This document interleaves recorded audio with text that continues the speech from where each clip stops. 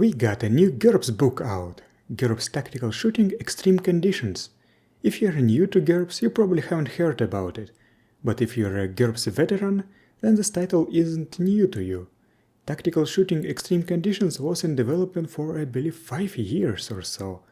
Despite not being a 300 pages long tome, I still remember its announcement and being excited, but then after some time the author simply disappeared without a trace for a few years.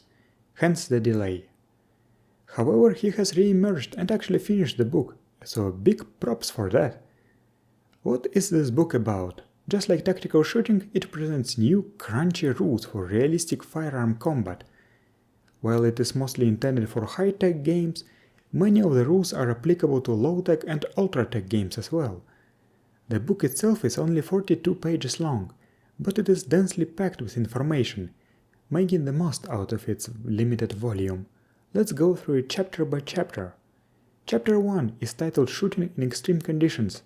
It talks about such things as rolling wheel in stressful situations to avoid distractions, dodge restrictions, and holsters that protect your gun from extreme environments.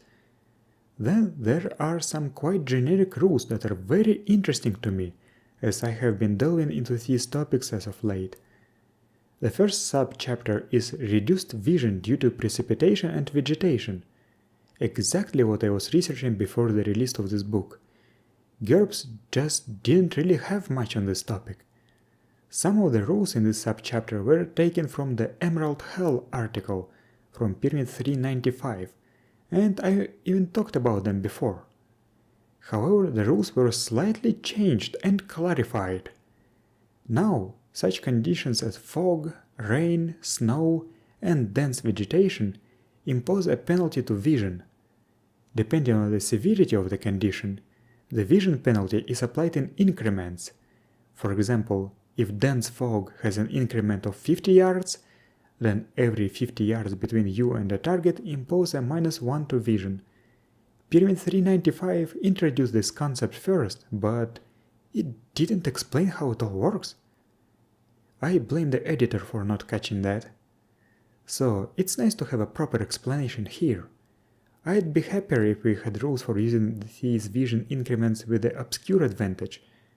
It would be probably something close to the dissipation -50% limitation. The tables themselves are slightly different from the ones from Pyramid 395. Vegetation got a new density class. Some numbers were slightly shifted around and so on. One of the most important additions is the introduction of snowfall impeding vision, which was not mentioned in Pyramid 395 for obvious reasons, so these rules are more complete and generic. There are rules for how precipitation and fog affects different kinds of scopes, optics, and lasers, which is nice. The second sub-chapter is Shooting in Wind. It explains how wind can affect the bullet travel path and what penalties are imposed. These rules are new as far as I know. I checked GURPS disasters, hurricanes, and found nothing on this topic. I wish we had rules for how wind affects low-tech projectile weapons, but a man can dream. The third sub-chapter is Shooting in Thin Atmosphere. Such conditions can be found not only on other planets, but also high in the mountains. I really haven't thought about thin atmosphere actually increasing firearm damage.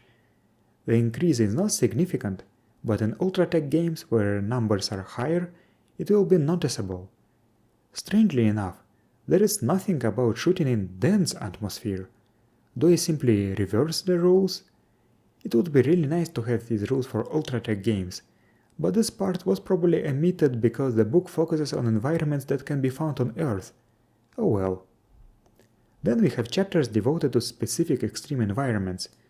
The first one is titled Winter War, and it describes everything about shooting in cold conditions. This is the longest chapter of the book.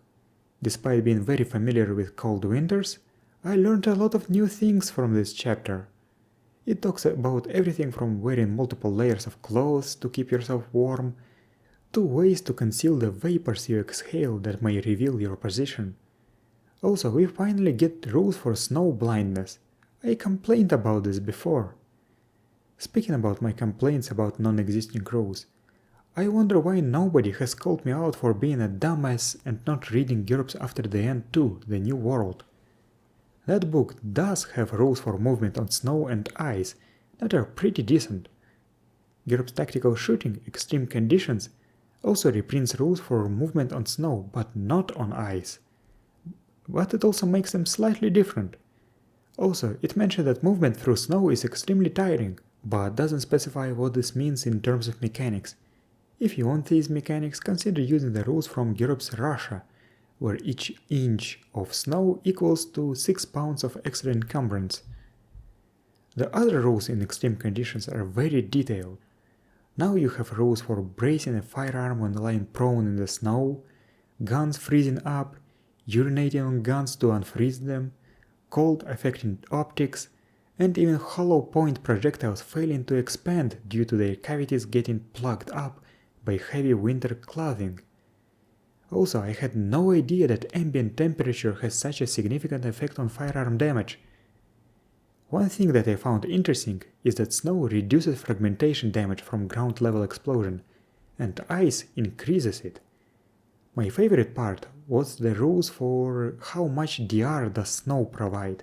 That's very cool. The next chapter talks about desert combat. Basically, this is the inverse of the previous chapter.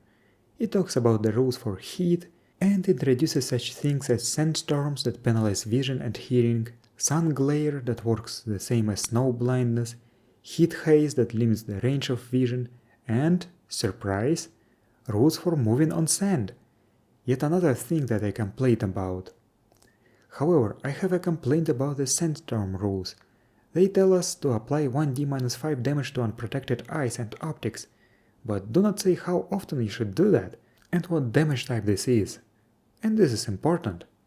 Just like before, we get rules for equipment breaking down in hot and sandy environments, dust and sand affecting optics, and high temperatures increasing firearm damage.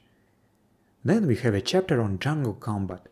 Some of the rules were adapted from Pyramid 395, but expanded and explained better. These chapters are becoming shorter, because to avoid repeating the same thing over and over again, they simply refer to the rules from the winter and desert chapters. In the Jungle War chapter, we get rules for dense vegetation and humidity. Again, there is a nice part about foliage, reducing fragmentation damage from ground level explosions. The next chapter is titled Water War. While it creeps a lot from Pyramid 326, it covers not only shooting underwater, but also on water and near water. Rules for perception underwater or between surface and water were expanded, as were the rules for movement in water. The next chapter is titled Underground War. If you want to go into the mines, underground tunnels, caves, or want to exterminate the dark elves in the Underdark, you'll have to read this chapter.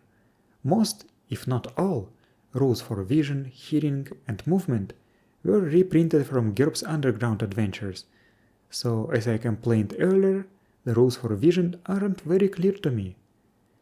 The next two chapters are very short, Aerial War and Space War. The air combat talks about rules for shooting while parachuting and situations when you would like to shoot a man before throwing him out of a plane, for whatever reason. Space War is basically a partial reprint of Tactical Shooting Tomorrow article from Pyramid 355. The final two short chapters talk about skills, perks, techniques, and gear for extreme condition. There isn't much new here, but it's nice to have everything in one place. I think the sure-footed 0G perk is new, but I may be mistaken. Anyway, what's the conclusion? It's not a secret that I have been disappointed with most of the recent GURPS releases, and the entire trajectory that the system is shifting to. Because of that, such releases as Shields Up and GURPS Tactical Shooting Extreme Conditions are a godsend to me. While I don't really run modern time games, many of the rules presented in this book are very generic and can be used in any game that features extreme conditions, be they modern, sci-fi, low-tech, or fantasy. They don't even have to feature shooting at all. Rules for perception and bad footing have been on my mind lately, and I even wrote a blog post to consolidate what I found and patch up the holes. and it seems that I will have to revise it after reading this book. Overall, this is an excellent addition to any GURPS gem or player library and more than worth a purchase. So, thank you for watching, consider getting this book, and I'll see you next time.